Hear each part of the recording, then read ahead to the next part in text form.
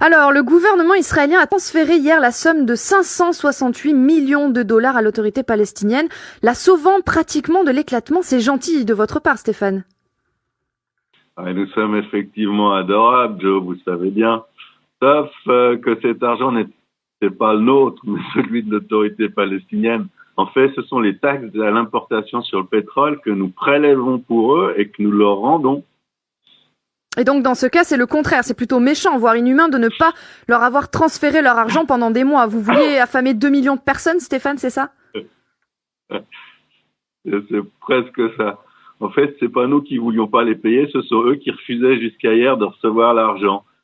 Pour la raison qu'on déduisait de la somme due les montants que l'autorité palestinienne paye aux terroristes déjà jugés et détenus en Israël, aux terroristes morts aussi et à leurs familles.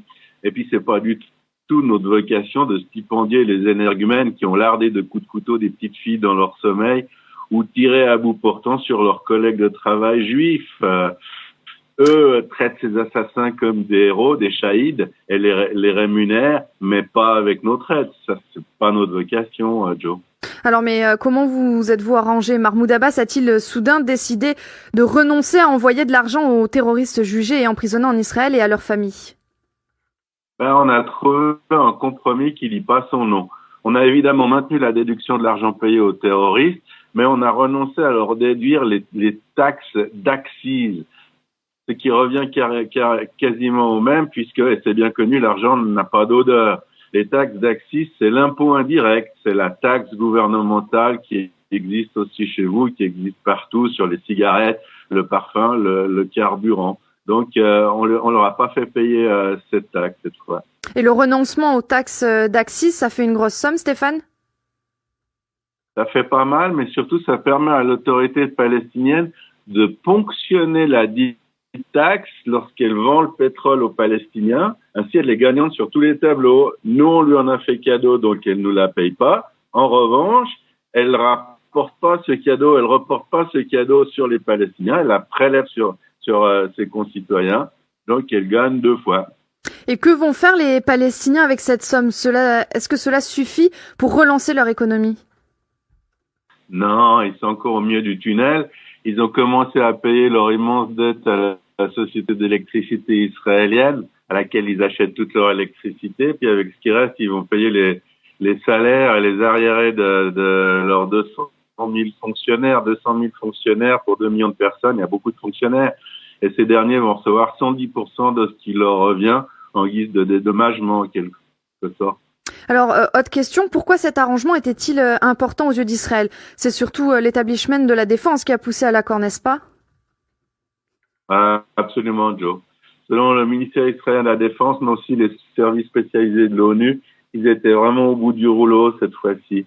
Et Israël n'a pas réellement tenté de prendre en charge 2 millions et demi de Palestiniens en Judée, Samarie, Cisjordanie. C'est le même endroit, tout le monde sait de quoi on parle, dont beaucoup des habitants nous haïssent pour des motifs essentiellement religieux.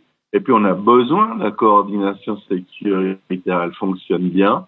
Elle aide l'autorité palestinienne et Israël à combattre leur ennemi commun qui est le Hamas. Et Mahmoud Abbas, pourquoi il a attendu aussi longtemps pour céder finalement sur quelque chose qu'il refusait de faire? Est-ce que c'est du masochisme? Non, il a écouté ses conseillers qui appelaient au bras de fer avec Israël. Et cette semaine, Abbas les a tous virés. Et une fois ces conseillers virés, peut-on considérer que la coopération sécuritaire entre l'autorité palestinienne et Israël va reprendre comme auparavant, Stéphane? En fait, en dépit des affirmations contraires de Mahmoud Abbas, qui a dit qu'il avait totalement coupé les liens avec Israël, en fait, donc, cette coopération sécuritaire n'avait jamais cessé. Elle n'a jamais cessé parce qu'elle est essentielle pour les deux parties. Le Hamas menace sans arrêt de renverser l'autorité palestinienne. Et puis le Hamas, c'est l'ennemi juré. On appelle Hamas, mais en fait, ce sont toutes ces organisations islamiques qui ne veulent absolument pas de compromis avec Israël. Donc c'est l'ennemi commun, l'ennemi extrême à la fois pour l'autorité palestinienne et pour Israël. C'est pratiquement impossible de cesser cette coopération. Ce serait eux et nous se tirer une balle dans le pied. Alors Stéphane, en choisissant hier le thème de Bruxelles Metula pour ce matin, vous m'aviez dit qu'en Israël, on craignait des incidents graves pour ce vendredi, jour hebdomadaire pour rappel des émeutes à la frontière. Je crois qu'on n'a pas attendu longtemps. Non, en effet, on n'avait pas terminé de poser le téléphone que quelques instants plus tard, l'armée a eu à riposter sur des assaillants qui lui lançaient des grenades offensives. L'armée a donc riposté et les deux assaillants sont en très mauvais état. Et ce sont également des considérations financières qui sont à l'origine de ces tensions à Gaza. Que veut finalement le Hamas? Certes, c'est ce genre de considération. Ils veulent aussi plus d'argent du Qatar. Ils veulent que nous en laissions entrer davantage et ils veulent plus d'électricité. Ils désirent que nous allégions les restrictions. En principe, ça nous dérangerait pas trop. Et pourquoi vous lui donnez pas ce qu'il demande alors? Parce que dès qu'on fait un pas dans leur direction, dès qu'on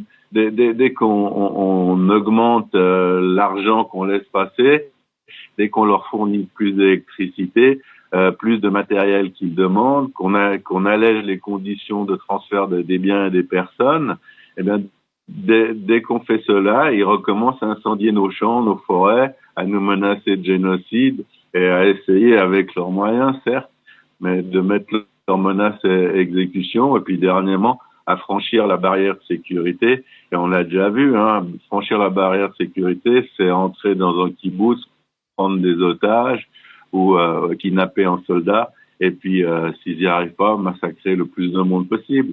Il suffit d'écouter ce qu'ils disent, hein, leur opinion est assurément belliciste et c'est très difficile de s'entendre avec eux. C'est vraiment des gens qui sont pas fiables pour un rond, comme on dit. On se met d'accord le soir avec eux sur quelque chose. On a l'impression de s'être accordé sur en modus vivendi, puis le lendemain matin, tout se passe comme si on n'avait rien dit.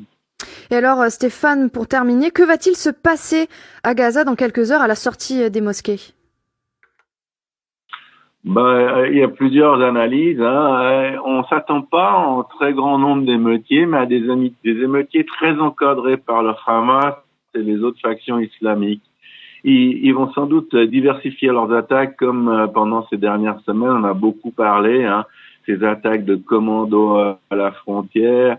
Même on parle de lancer de ballons qui transportent des boîtes avec des substances empoisonnées. Donc voilà un petit peu ce à quoi on s'attend. Ça a commencé donc cette nuit avec ces deux attaques à la grenade. Mais ce que je trouve fou tout de même, c'est peut-être la pensée philosophique de cette fin de semaine, dans les limites que nous avons, c'est qu'ils envoient leurs miliciens, leurs civils se sacrifier sur la barrière et pendant qu'ils les envoient, ils préparent les ambulances et les cercueils le jeudi. Donc ils savent très bien qu'il y aura des morts. Ils savent aussi qu'ils arriveront à rien du tout, alors que c'est pas inévitable du tout. S'ils nous attaquent pas, il n'y a pas le moins de blessés. C'est-à-dire qu'ils subissent pas des attaques de la part des Israéliens, ils les provoquent et ils envoient leurs propres administrés à la mort. Je crois qu'il n'y a pas d'autre exemple dans le monde d'une situation telle que celle-là. Moi j'appelle cela le sacrifice de Moloch du vendredi. C'est Moloch, le dieu prophète qui est Hamas, qui sacrifie les gens dont il a la garde sur la frontière pour continuer une sorte de cérémonial pour dire qu'il continue à faire la guerre à Israël et c'est sa manière d'essayer de nous génocider, de génocider les Israéliens. Mais pour le moment, c'est Gazaouis qui meurent. Ils meurent sans raison et sans être parvenus à faire quoi que ce soit. C'est un peu triste, mais je vous souhaite quand même un excellent week-end à Bruxelles et en Belgique.